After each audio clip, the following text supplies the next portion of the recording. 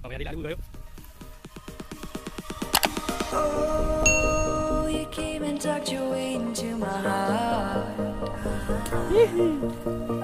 Oh, you look at me in ways I never loved.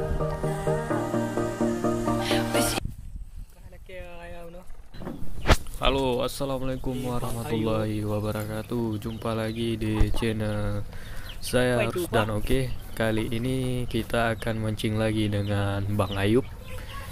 Ini adalah tempat lokasi mancing kami, yaitu memakai udang mati, udang hidup yang dipotong maksudnya, karena ikan di sini rada-rada kecil. Biasanya teman-teman, udang hidup lebih diminati oleh ikan, tapi lantaran di sini banyak ikan kecil, jadi kami memotong umpannya agar tidak rugi. Inilah tip memancing dari kami. Oke.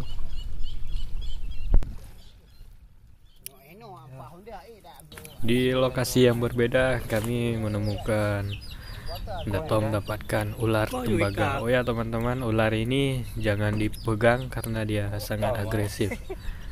Coba. Ya kumpul ali bing je.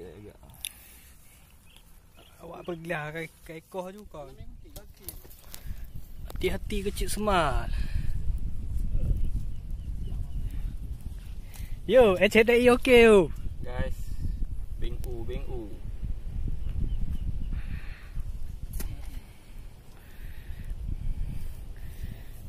Sampai di sini dulu video dari saya. Lebih dan kurangnya saya mohon maaf. Assalamualaikum warahmatullahi wabarakatuh. Teman dah jago, yuk kongkah bangai.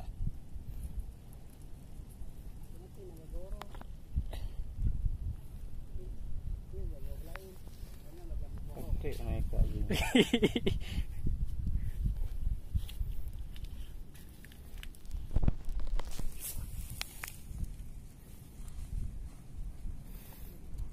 Yo, jago dah diikat yo. Lambat. Wah, sereng. Okey, dah ampun kau dah. Jumpa malut. Okey. Kau ni lepas dah. Baik apa, Pak?